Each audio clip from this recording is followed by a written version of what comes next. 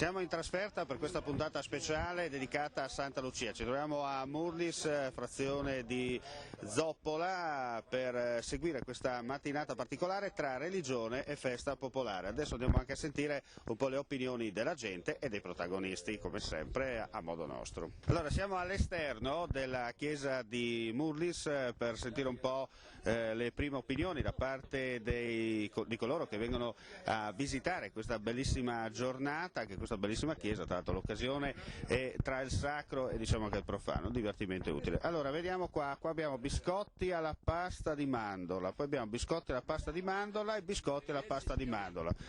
Che caratteristiche hanno questi biscotti alla mandorla? Teneri. Si tagliano con un grissino? Si mangiano che si disfano in bocca, qua non ha problemi per qualsiasi età. Dopo c'è anche il torrone, sia morbido che duro, e le mandorle. Lei immagino fa i mercati settimanali, feste, sagre, manifestazioni? Anche le fiere, vario durante la settimana i mercati e il weekend sono per le fiere.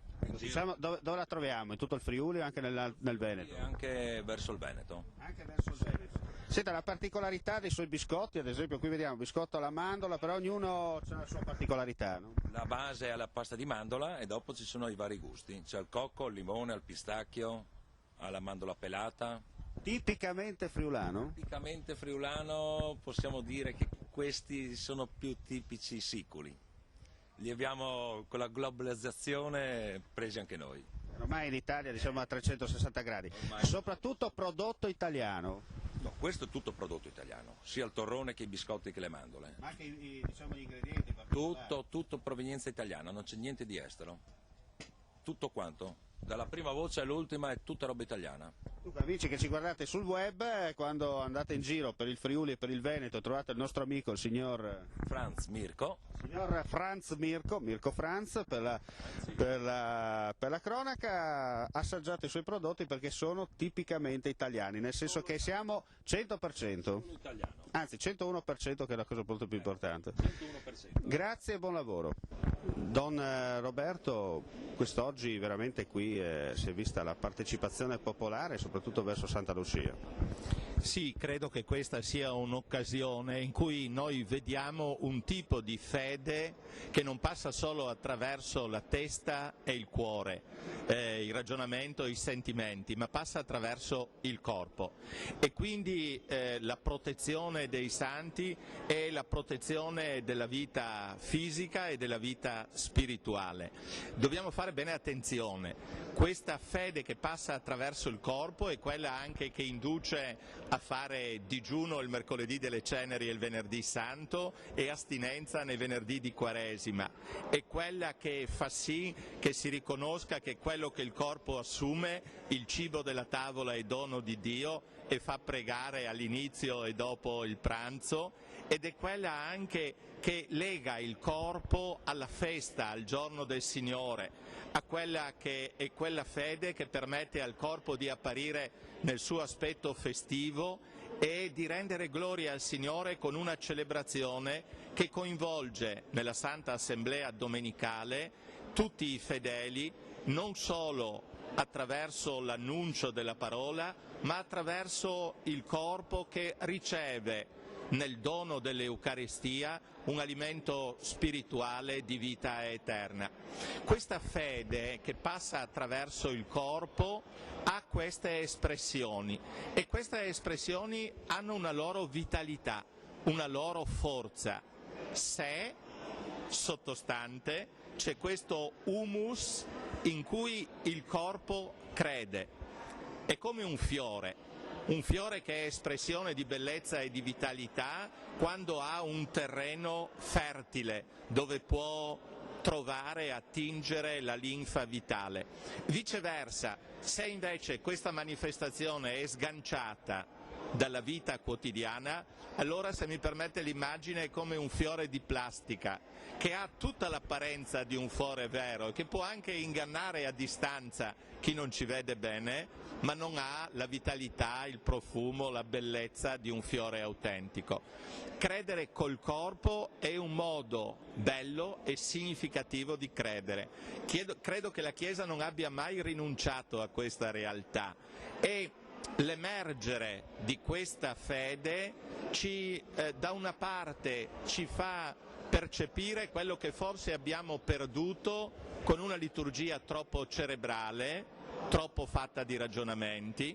La liturgia deve anche toccare il corpo, e d'altra parte ci rende anche coscienti che ci può essere un equivoco, e l'equivoco è quando questa espressione è invece sganciata, tolta dall'insieme della vita. Se lei pensa a queste manifestazioni, deve anche guardare a tutto il resto di queste espressioni di vitalità della fede, tutte degne e tutte significative.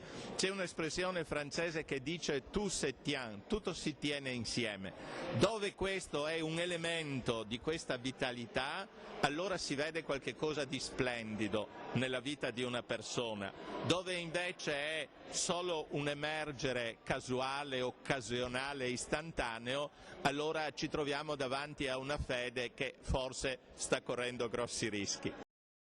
Monsignore, c'è sempre una prima volta. L'arcidiocesi di Concordia Pordenone, dunque Friuli occidentale, la Venezia orientale, porta a scoprire belle realtà sul territorio. Per lei oggi è una prima volta perché partecipa qui a Moorlis in veste ufficiale per quanto riguarda questa importante celebrazione della Chiesa Cristiana Cattolica. Cosa aggiungiamo ancora?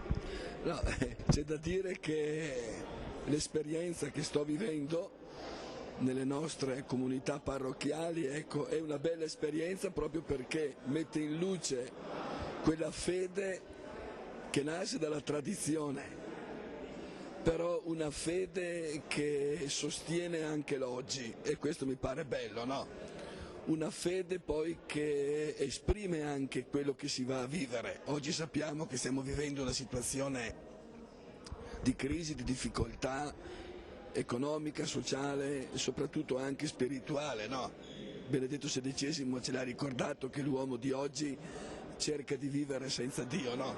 Vuole vivere senza Dio ma non ce la fa, perché Dio non è in contrapposizione all'uomo, Dio è il sostegno dell'uomo. Ecco, io sto vedendo una bella diocesi proprio perché nonostante le fatiche e le difficoltà c'è ancora sotto una fede robusta che si fonda non solo sulla tradizione, non solo su un passato, che si fonda su un'esperienza di Cristo che anche oggi può dire qualcosa e può dare qualcosa all'uomo di oggi. Quindi spero che anche da queste esperienze, da queste feste patronali che ci sono nelle nostre parrocchie, possano essere un veicolo per andare sempre più a considerare la centralità della nostra fede, che è il dono che Dio ha fatto all'umanità donandoci il suo figlio Gesù.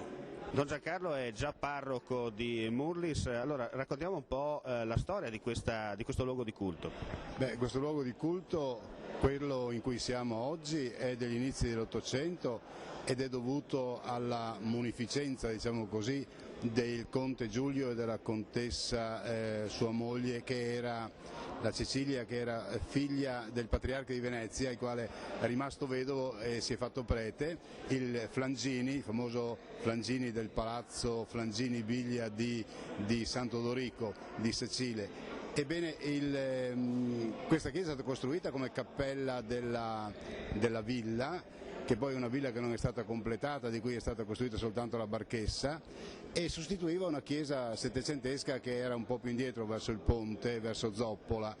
Ma si parla di un luogo di culto di Santa Lucia fin dal 1100 e qualcosa probabilmente. Questa è una bellissima chiesa tra l'altro, e la cosa più bella è che il Pancera, Giulio e la moglie hanno voluto dotarla di opere d'arte stupende, approfittando del momento in cui a Venezia erano state chiuse molte chiese, state distrutte, e quindi comperando gli altari eccetera. Questo altare, che è uno tra i più belli con quegli angeli che sono fantastici, quella pala di Santa Apollonia Collonia e tutto il resto. E poi e soprattutto hanno creato quella che era la vicaria curata, cioè una zona di cura d'anime con un prete che durerà fino alla fine del 1800, poi i nuovi proprietari lasceranno andare e cadere tutto finché intervennero i Costantini e il papà del cardinale e dell'arcivescovo comperarono questo luogo, lo restaurarono e poi il cardinale e il fratello Monsignor Giovanni crearono la parrocchia nel 1935 ed è storia di oggi praticamente. E arriviamo alla festa tradizionale di Murlis, quella di Santa Lucia, una festa molto sentita dalle genti del luogo, grande partecipazione di pubblico, diciamo così, alla liturgia, insomma una tradizione che si conserva nel tempo. Sì, è una festa strana, se avete notato non c'è la sagra. Cioè è soltanto festa di chiesa, è soltanto un andare in pellegrinaggio praticamente a Santa Lucia e quindi in certo senso incontrare la Santa. Il problema è quello degli occhi certamente, ma anche Santa Lucia è un po' come San Nicolò, sono quei santi vicini a Natale che sono i santi dei doni, dei regali, quasi a dire che vicino al bambino Gesù tutti diventano più buoni e quindi diventano più generosi. E mentre tanti altri luoghi di pellegrinaggio hanno avuto delle crisi, questo di Murlis non ha avuto assolutamente nessuna crisi, continua, avete visto, e addirittura sono 9 messe il giorno di Santa Lucia perché la chiesa è piccola e la gente non sta dentro e quindi è un segno anche questo importante, il segno che c'è nel popolo di Dio questo senso di amore ai santi, di fede quindi e forse anche per noi motivi di speranza. Signor Sindaco, Santa Lucia chiama e la gente risponde. Beh certo, l'affluenza è stata come al solito alta, oggi l'occasione era particolare poi con la presenza di Sua Eccellenza il Vescovo. Da parte del Sindaco un saluto cordialissimo ai parrocchiani della parrocchia che è stata creata dal Cardinale Costantini e in cui il Cardinale Costantini ha vissuto a lungo, che si trovano all'estero e che sono particolarmente attaccati a questa ricorrenza, a questa festività.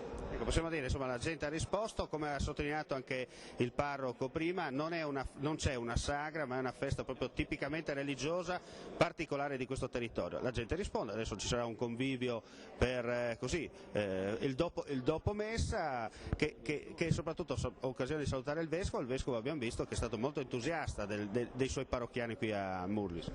Certo, nelle piccole comunità, come ho detto prima, queste ricorrenze sono vissute con particolare intensità e con particolare coesione. Abbiamo sentito anche la corale che ha dato il meglio di sé, anzi le corali riunite di Murlis e di Roveredo che hanno dato il meglio di sé. Cosa aggiungiamo ancora? Beh, un particolare augurio naturalmente ai parrocchiani, insomma ai concittadini che ci vedranno, perché non è in diretta mi pare, no? Questa è registrata, che ci vedranno con la speranza di poterli rincontrare nel nostro comune quando decideranno di ritornare a far visita alle loro terre natali. La particolarità di questo diciamo così, amicizia, no? Quello di portare il canto in chiesa, la musica che unisce, dunque qualcosa di unico che è nato proprio qua. Due paesi a confine che non riuscivano mai ad andare d'accordo, è bastata la musica per riunirli. Esatto, diciamo in parole povere che il paese limitrofo Roveredo cantava, loro avevano il maestro Bucciol. Noi a Murlis invece avevamo una signora, una maestra anche lei, però purtroppo lei è deceduta e una decina di anni fa qualcuno ha pensato di unirci e sembrava una cosa strana perché tra i due paesi, anche se piccolini, c'era la rivalità come su tutti. Il cosiddetto campanile. Bravissimo, il cosiddetto campanile. Invece è successo il contrario, che tutti pensavano che non andasse, invece siamo qua e ci troviamo bene, quindi speriamo, lo vogliamo, di continuare un po' più in grande, perché siamo una piccola realtà e continuiamo nella nostra, come si può dire, continuate la vostra attività senza scopo di lucro, in amicizia, a divertirsi, quello che conta, e poi chissà, piano piano qualche altro tassello potrebbe aggregarsi al complesso e un domani chissà la stessa chiesetta potrebbe essere troppo piccola per ospitare la corale. Troppo piccola no, perché noi abbiamo già fatto tanto, abbiamo anche reperito, acquistato un organo piccolino, ma per la nostra chiesa diciamo che tanto. Quindi noi ringraziamo tutti e torno a ripetermi, vogliamo crescere e speriamo di crescere.